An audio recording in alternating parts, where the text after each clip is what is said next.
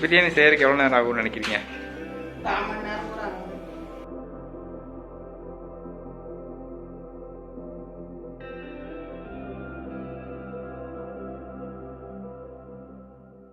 இன்னைக்கு என்ன வீடியோ எடுக்கிறோன்னு தெரியுமா? நீ சொன்னீங்கன்னா தானே. வெறும் அரிசி வச்சுருக்க, அப்புறம் ஒன்றைங்க என்ன இருக்குது? அரிசி மட்டும் வச்சு என்ன செய்யலாம்? உப்பு போட்டு ஆக்க வேண்டியது, வெள்ளச்சோறு செஞ்சு சாப்பிட்டுக்க வேண்டியது. வேற என்ன செய்யலாம்? முந்திரி இருந்தால் தாளிச்சு விட்டு சும்மா அப்படி புலாவாட்ட செஞ்சுக்க வேண்டியது. இன்னைக்கு என்ன செய்யலாம் சொல்லு. சரி, நான் ஒரு சில ஐட்டம் வாங்கிட்டு வந்திருக்கேன். அதை வச்சு தான் நீ இன்னைக்கு செய்ய போறீங்க. உங்கள் ஹெல்ப்புக்கு எங்கள் அம்மாவை கூப்பிட்டு வந்துருக்கிறேன். வெஜிடபிள் பிரியாணியா? அதுக்கு மசாலாலாம் வேணும்ல? அதே என்னமோ வாங்கிட்டு வந்துருக்கேன்னு சொல்கிறேன். சரிங்க, நான் எடுத்து வந்து கொடுக்குறேன்.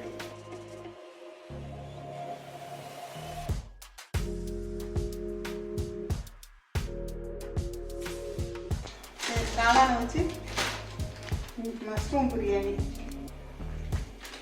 பிரியாணி மசாலா சூப்பராக இருக்கும். சூப்பராக இருக்குன்னு சொல்கிறது ரெண்டு அடங்கி இருக்குது. எதுவுமே போட வேண்டியது இல்லையாப்பா?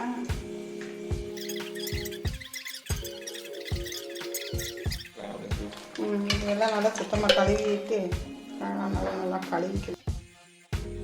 முதல் தடவை கழுவிட்டு இது 2வது தடவை கழுவிட்டேன். அரிசி வந்து ஒரு தடவை கழுவி ஒரு 1/2 மணி நேரம் ஊற வைக்கலாம்.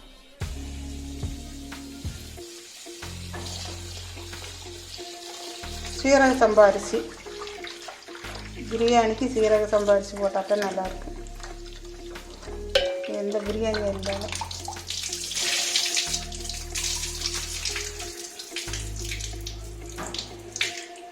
வந்து ஒரு டம்ளர் 1/4 கிலோ பிரியாணி, 2 டம்ளர் போட்டுருக்குறேன். 1/2 கிலோ அரிசி போட்டுருக்குறேன். தண்ணியில் ஒரு 1/2 மணி நேரம் ஊறட்டும். அதுக்குள்ளே மஷ்ரூம் கட் பண்ணிக்கலாம். அரிசி வந்து சுத்தம் பண்ணி 1/2 கிலோ அரிசி சுத்தம் பண்ணி 1/2 மணி நேரமாக ஊற வச்சு வச்சுருக்கேன். காளானையும் சுத்தம் பண்ணி எடுத்து வச்சாச்சு. அதை கட் பண்ணி வச்சுருக்கேன். நெய் வந்து ஒரு 2 பாக்கெட் போட போகிற மசாலா. அதுக்கு வந்து ஒரு பாக்கெட்டுக்கு 25 மில்லி நெய் போடணும். 50 மில்லி எடுத்து வச்சுருக்கோம் 2 பாக்கெட்டுக்கு. நம்ம நார்மலாக பிரியாணி செய்யும்போது வீட்டில் செஞ்சோம்னா நம்ம நிறைய வேலை இருக்கும். பிரியாணி செய்கிறதுனா ஒரு மணி நேரம் ஆகும் இல்லையா? சின்ன வெங்காயம், இஞ்சி, பூண்டு, வெங்காயம், பல்லாரி தாளிக்கிறதுக்கு, தக்காளி, இதெல்லாம் புதினா, கொத்தமல்லி தழை, பச்சை மிளகாய் இதெல்லாம் அறுக்கிறதுக்கே நமக்கு 1/2 மணி நேரத்துக்கு மேலே ஆகும். அப்புறம் இது வந்து அவ்வளோக்கு சிரமம் இருக்காது நீங்கள் செய்யும்போது. பாருங்க, 4 ஐட்டமே 4 ஐட்டம் தான். இஞ்சி, அரிசி, காளான், நெய், வீரா பேஸ்ட்டு, அவ்வளோதான். இதுக்கு 4 ஜாமான், வேற எதுவுமே தேவையில்லை. காஞ்சிருச்சு. நெய் 50 மில்லி போட்டுக்கலாம்.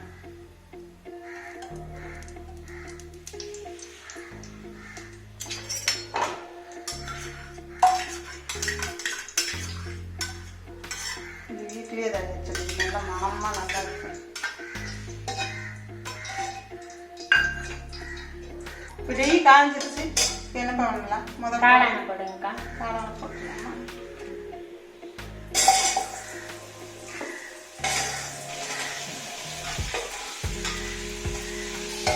இது வதங்கிறதுக்கு வந்து உப்பு போடணும். மட்டுமே உப்பு எதுவுமே போட தேவையில்லைக்கா. உப்பு அதில் நல்லா வதக்குங்க. நல்லா வதங்கணும். இதுலேயே பாருங்க ஆயில் இருக்குது. இதுலேயே ஆயில் நிறைய இருக்கு. அதை கொட்டுங்க.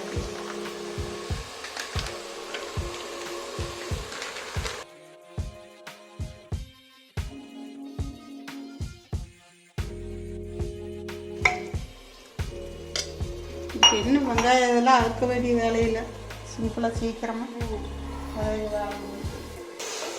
வாசம் வருதாக்கா? வாசம் வருது. பிரியாணி வாசம் இருக்குதா? நல்லா இருக்குது வாசம்.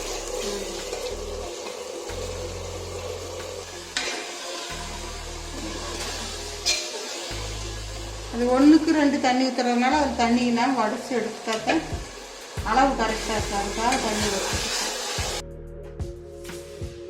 இதில் 2 டம்ளர் அரிசி 4 டம்ளர் தண்ணி ஊற்றுறேன்.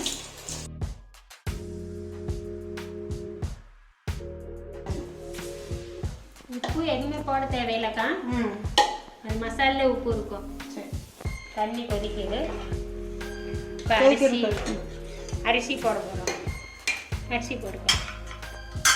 இவ்வளோ கொதிச்சிருச்சு. அரிசி போடலாம்.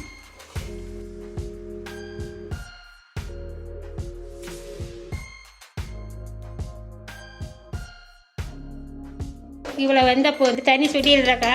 போட்டு குக்கர் போட்டு மூடி வைக்கா. தோசைக்கல் வச்சாச்சு தம் கட்டுறது. தோசைக்கல் கொஞ்சம் சூடானோடனே சிம்மில் வச்சிடணும். குறைச்சி வச்சுட்டு இன்னொரு 10 நிமிஷம் நம்ம திரும்பி பார்க்க தேவையில்லை. அது பாட்டுக்கு வெந்துக்கிட்டு இருக்கும்.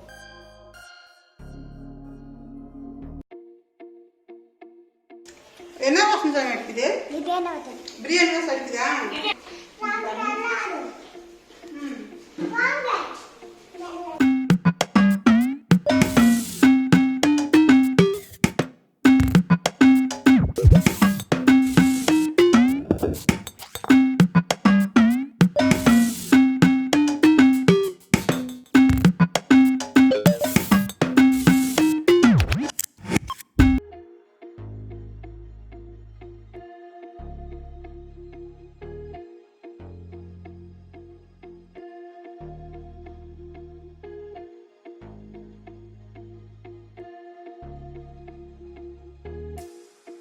பிரியாணி ரெடி ஆயிடுச்சு. நல்லா பொல பொல பொலன்னு இருக்குது.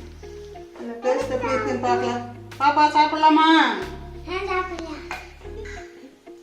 சாப்பிட்டு பாரு எப்படி இருக்குதுன்னு. கொஞ்சம் அவங்க அவங்க சாப்பிட்டு வைக்கிறீங்க. சுடுது. ஸ்பூன் எடுக்கலாமா? ஒரு ஸ்பூன் எடுக்கலாம்.